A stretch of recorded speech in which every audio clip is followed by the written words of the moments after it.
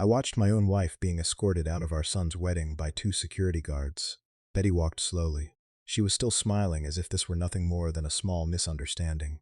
Meanwhile, my daughter-in-law stood near the stage, covering her mouth like she was crying. But her eyes, they were strangely calm, almost cold.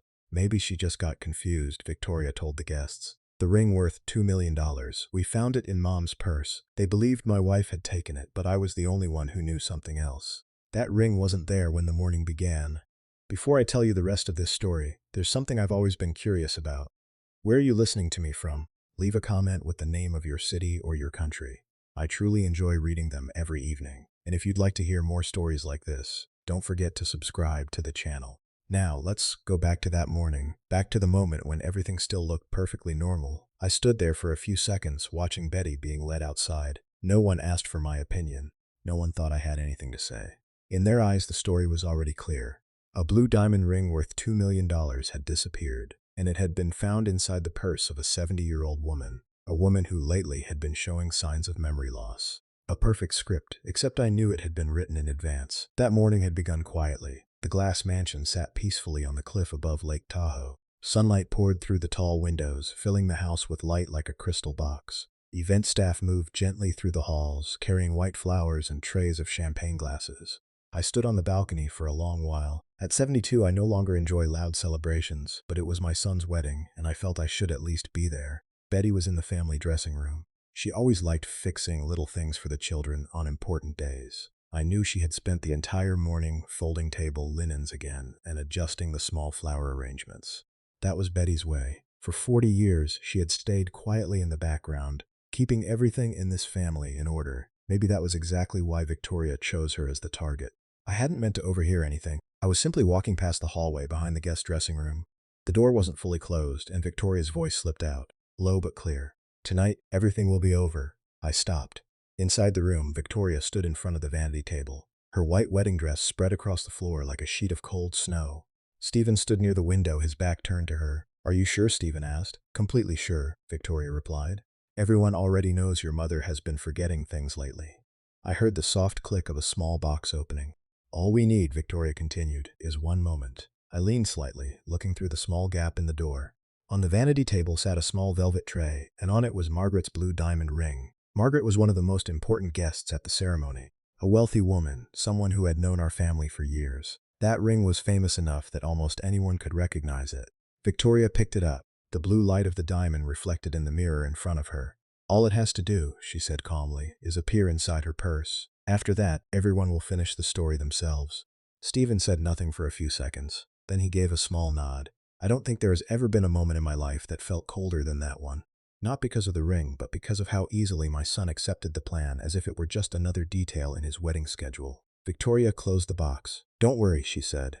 "We don't have to do anything dramatic. We just need people to believe she took it."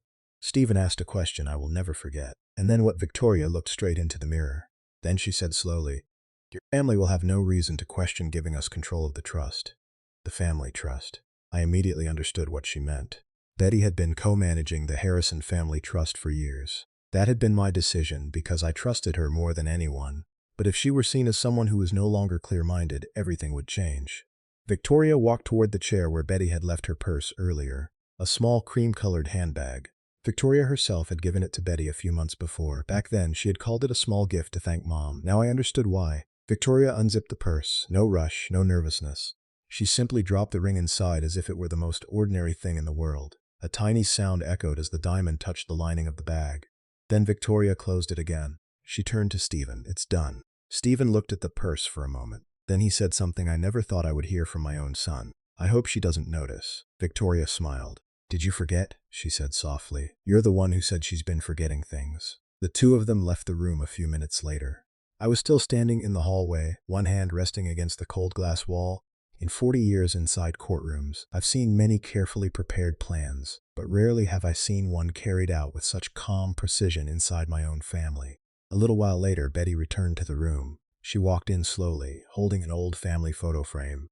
The picture had been taken years ago when Stephen was still a little boy. Betty set the frame down on the table, then picked up her purse. She had no idea what had just happened. She didn't know that inside that purse now was something that didn't belong to her. I watched her for a long moment. And that was when I noticed something Victoria probably hadn't considered. On a table in the reception room, not far away, sat another purse, the same color, the same style, the same brand, Victoria's purse. And in that moment I realized their plan had a weakness. All it would take was one small change. Very small, but enough to send the whole story in a completely different direction. I stayed in the hallway for a few minutes after Betty left the room. Victoria's words were still echoing in my head. All it has to do is appear in her purse. A simple plan and a cruel one. I spent most of my life inside courtrooms. I know how traps are built, but I never imagined I would watch one being set for my own wife. I walked back to the reception hall. The music had started. Long tables covered with white linen lined the glass walls. Beyond them, the blue water of Lake Tahoe stretched all the way to the horizon. More guests were arriving. Everyone looked elegant. They spoke softly, raising glasses, offering congratulations. No one knew that just a few minutes earlier, inside this house, a plan had been quietly set in motion. I looked around the room, and it didn't take long to spot the second purse. It sat on a round table near the champagne bar, a cream-colored clutch, same shape, same size. Even the metal clasp looked almost identical to Betty's bag. I didn't need to stare long to know it belonged to Victoria. She stood on the other side of the room, chatting with two friends. A glass of wine in her hand, her head tilted slightly, smiling like today held nothing but happiness. Her purse had been left behind. A small mistake. I didn't rush over. At 72, a man learns how to move slowly, especially when people might be watching. I stopped at the champagne bar and picked up a glass. I nodded to a few old acquaintances. One of them asked if I was proud of my son. I said yes. It sounded like the right answer to them. Then I walked toward the table. Victoria's purse was still there, the clasp slightly open. No one paid any attention to it. I glanced around again. Stephen was speaking with a group of business partners near the stage. Victoria was still across the room. No one was looking at me. I set my glass down. Then I opened the purse. Inside were ordinary things: a phone, lipstick, a neatly folded silk scarf, and enough empty space. I closed the bag again. Not yet. I needed the ring, and the ring was still in Betty's purse.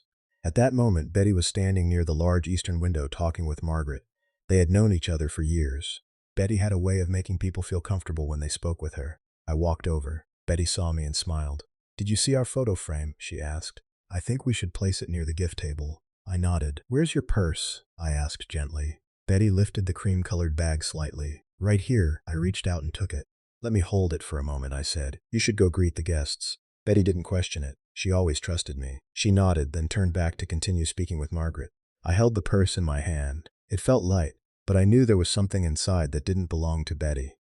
I walked slowly toward the hallway beside the reception room, a quieter place where fewer people passed by. I opened the bag. The ring was there. The blue diamond reflected the light from the glass walls of the hallway. It shined with a cold brightness. $2 million, a number large enough to make many people lose their composure. But the thing that chilled me wasn't the price. It was the fact that this ring had just been used to turn my wife into a thief. I took the ring out. Then I looked down the hallway once more. No one was there. Inside my jacket pocket was a small item, an old photo frame, the family picture Betty had carried earlier that morning.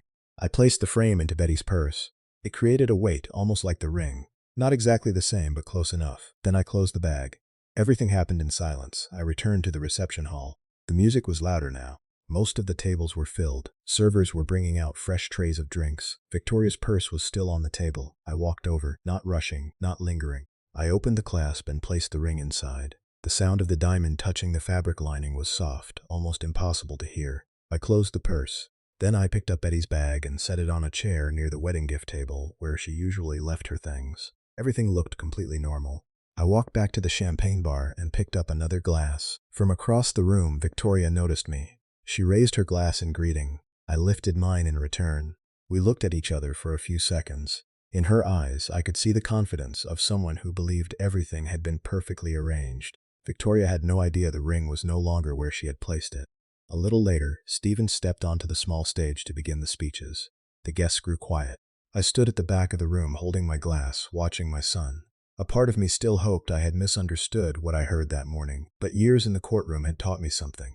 The truth rarely changes just because we wish it would. I knew what would happen next. Soon someone would announce that the ring was missing. And when that happened, this entire room would witness the performance Victoria had carefully prepared. There was only one small detail she didn't know. The ring was somewhere else now. Stephen stood on the small stage set in the middle of the reception hall. Behind him was the tall glass wall looking straight out over the calm water of Lake Tahoe. The late afternoon sun had begun to touch the surface of the lake, casting a pale blue reflection across the ceiling. He held the microphone, adjusted the collar of his suit, and began saying the usual things about family and the future. I listened, but not very closely. I was waiting for something else, and it came sooner than I expected. About 10 minutes after Stephen finished his speech, a quiet murmur began near the guest dressing area. At first, only a few people turned their heads. Then Margaret's voice rang out, sharper than usual. "I'm certain I left it right here." The music stopped. People began to pay attention. Margaret walked quickly into the center of the room. Her face had gone pale, and in her hand, she was still holding an empty velvet box. "My ring," she said. "It's not in the box anymore." Those words moved through the room like a ripple across water. Some guests exchanged glances. Others looked down at the tables as if the ring might suddenly appear between the glasses. Victoria was the first to step forward. She gently placed a hand on Margaret's arm, her voice soft, almost comforting. "Maybe it's just a small misunderstanding," Victoria said. "Today has been a little busy for everyone." Margaret shook her head. "No," she said. "I was wearing it just before I went into the dressing room. Then I put it back in the box." Stephen stepped forward as well. He tried to stay calm, but I could see the tension in his shoulders. "We'll find it," he said. "Maybe someone picked it up by mistake." Victoria slowly turned, letting her eyes move across the room. Her gaze paused on a few handbags resting on chairs. Then she said the line I had been expecting. "Perhaps we should check everything," she said gently, "just to be certain." The atmosphere in the room changed instantly. No one wanted to argue with a suggestion that sounded so reasonable. A security guard stepped forward. He exchanged a few words with Stephen, then nodded. "We'll just do a quick check," he announced, just to avoid any misunderstanding.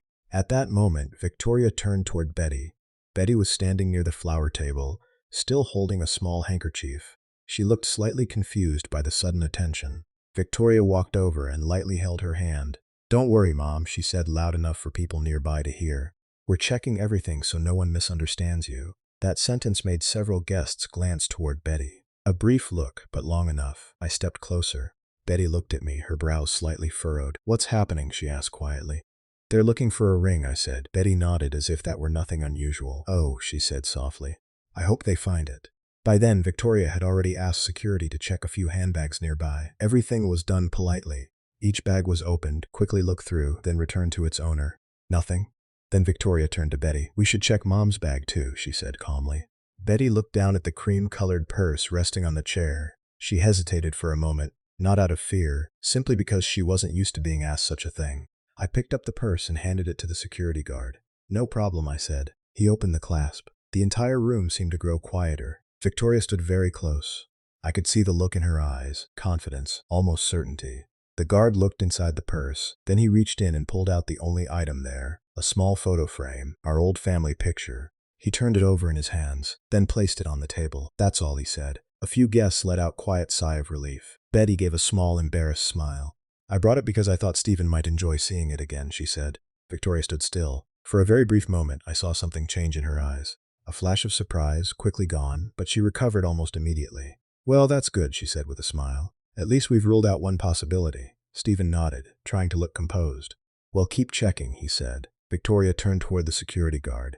"Perhaps you should check my bag as well," she said, "so everyone can see that no one is excluded." That remark made several guests nod approvingly. A very clever gesture. She picked up her purse from the table and handed it over. I stood a few steps away. I said nothing. The guard opened the clasp. He looked inside and then paused. 1 second, 2 seconds. Then he reached in and pulled out a small object. The blue diamond caught the light in the room, sending a cold shimmer across the ceiling. Margaret's ring rested in his palm, unmistakable. The entire room fell silent, a heavy silence. The kind that comes when people suddenly realize the story in front of them is not the story they believed a few minutes earlier. Victoria stared at the ring, then at her purse. I don't understand," she said. Stephen stepped forward quickly. "Someone must have put it there," he said. But his words sounded weak, because by now hundreds of eyes in that room were looking at Victoria in a very different way. For a few seconds after the ring appeared, no one spoke. The security guard still held it in his hand, as if he himself hadn't quite understood what had just happened. The lights in the reception hall reflected off the blue diamond, giving it a cold glow that made it impossible to ignore. Victoria stood frozen. The polite smile she had been wearing was gone. She stared at the ring, then at her purse, as if hoping some explanation might appear on its own. "I have never seen it in my bag," Victoria said. Her voice was quieter now. Stephen stepped forward. "Someone must have put it there," he said quickly. "There are plenty of servers working here." A few people in the room began whispering. I had heard excuses like that many times inside a courtroom when the truth appears too early. People often look for the nearest exit. But Victoria was still trying to keep her composure. She turned to Margaret. "I'm very sorry about this," Victoria said. "Perhaps someone accidentally picked up the wrong bag." Margaret didn't answer right away. She simply looked at her ring, then at Victoria, her gaze slower and heavier than before. The air in the room began to grow tense. I stepped forward, not because I intended to say much right away, only because I knew this story wasn't finished yet. "Perhaps we should understand what really happened," I said. My voice wasn't loud, but in a silent room it carried. Stephen turned toward me. "Dad, this doesn't have to become complicated," he said. "We've already found the ring." I looked at my son for a moment. During many years on the bench, I learned something simple. The truth often hides in the small details people prefer to ignore. "Yes," I said slowly. "The ring has been found." I turned toward Victoria, but the more important question is how it got there. Victoria said nothing. She simply tightened her grip on her purse. Stephen let out a short breath. "What are you suggesting, Dad?" he asked. I didn't answer right away. At the front of the reception hall stood a large screen. It had been prepared earlier to show childhood photos of Stephen and Victoria during dinner. I turned to the event manager. "Excuse me," I said. "I need to use that screen for a moment." The manager looked surprised. "Right now, Mr. Harrison, I believe this is the right moment," I replied. A few guests exchanged curious glances. The tension in the room was almost something you could feel in the air. Stephen stepped closer to me. "What are you doing?" he whispered. I looked him straight in the eyes. "Just clarifying a detail," I said. Then I turned to the technician standing near the sound system. "Please play the footage from the preparation room camera," I said. He stared at me for a moment. "The camera in the preparation room?" I nodded. "Yes." Several guests began murmuring. Victoria frowned. "What camera?" she asked. I looked calmly at her. "The security camera," I said. "I had them installed last week." In truth, it was part of the wedding gift security system, a small detail most people had never noticed. Stephen looked at me again, and this time his expression clearly changed. "You never mentioned that." "I didn't think I needed to announce every detail," I replied. The technician finally turned on the screen. The lights in the reception hall dimmed slightly as the video began. At first it showed the preparation room from earlier that morning. The vanity table, several jewelry boxes, sunlight coming through the window. Some guests watched the screen with quiet curiosity. Then Victoria appeared in the frame. She walked into the room and glanced around as if making sure no one was there.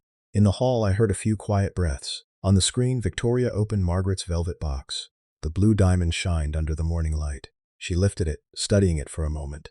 Then she turned toward the cream-colored purse resting on the chair. Every movement was slow, clear, nothing hidden, nothing unclear. On the screen, Victoria opened the purse and dropped the ring inside. A wave of silence spread through the reception hall. Stephen appeared in the frame a few seconds later. He said something the microphone didn't quite capture, but his nod was visible to everyone. The video stopped. No one spoke. Victoria stood completely still. The color seemed to have drained from her face. Stephen looked at the screen, then at me. "Dad." He didn't finish the sentence. I looked at my son. Then I slowly looked around the room, where hundreds of eyes were moving from the screen to Victoria. "It appears the ring was placed in my wife's purse this morning," I said. My voice remained calm, but inside me something had broken a long time ago. I looked at Victoria one more time, and I believe I said slowly, "Everyone here has just seen who did it." After the video stopped, the room was almost completely silent. No one spoke. No one rushed to move. Hundreds of guests stood beneath the soft lights of the wedding reception, but the atmosphere had changed entirely. Victoria remained standing in the middle of the room. Her purse had slipped onto the chair beside her, the clasp still open. Margaret's ring had already been returned to its owner, but no one was paying attention to the blue diamond anymore. Every eye was on Victoria. Stephen was the first to speak. "Dad, it's not like that." His voice no longer carried the same confidence. I looked at my son, perhaps for the first time in many years. I was looking at him like a stranger, not like what I asked. Stephen opened his mouth, then stopped. He looked at Victoria, as if hoping she might say something that would explain everything. Victoria finally moved. She took a small step forward, her voice lower now. I only wanted to test whether the security system was working," she said. A few guests exchanged glances. That explanation was far too weak to stand in this room. I didn't argue with her. After many years inside courtrooms, I learned something simple. Sometimes silence speaks more clearly than any accusation. I turned toward Margaret. "I'm very sorry you had to witness this on a day meant for celebration," I said. Margaret studied me for a moment, then nodded slowly. "I believe today I've learned a few things about people," she said. The security staff quietly stepped back. No one needed them anymore. Everything was already clear. Stephen walked closer to me. "You didn't have to do this in front of everyone," he said quietly. I looked at him. "Do you think this started here?" I asked. Stephen didn't answer. I turned toward Betty. All that time, she had remained near the flower table, still holding the same small handkerchief. She looked around the room with mild confusion. "Honey," she said softly when I approached. "What were they watching?" I gently placed a hand on her shoulder. "Just a misunderstanding that's been cleared up," I told her. Betty nodded slowly. She didn't ask anything else. Maybe the most painful part of that day was knowing she had no idea how close she had come to walking straight into a trap.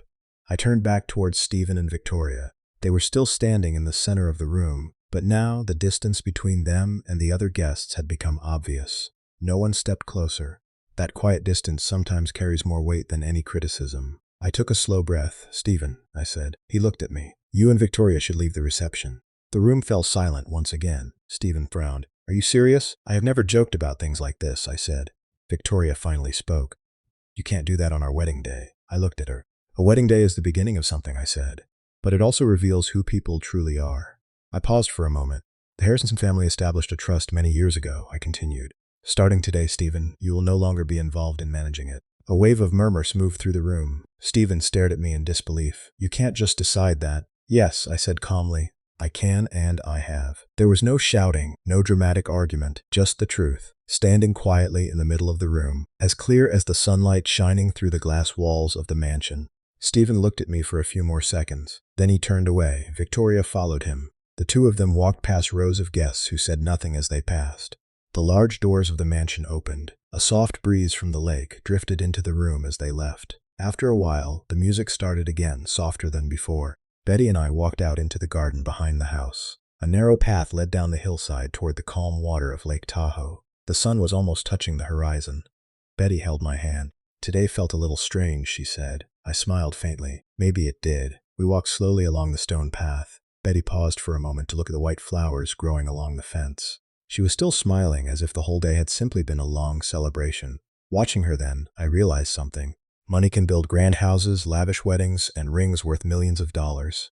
But real peace isn't found in any of those things. It lives in very small moments, a familiar hand in yours, a quiet path, and the feeling that sooner or later, the truth always finds its way to the surface. I held Betty's hand a little tighter. The lake in front of us was perfectly still, and for the first time that entire day, I felt that everything had finally returned to where it belonged. Thank you for staying with me until the end of my story. If this story made you reflect on family, on trust, and on how the truth always finds a way to surface, take a moment to give the video a like. And if you'd like to hear more real-life stories like this, please subscribe to the channel so you won't miss the next one.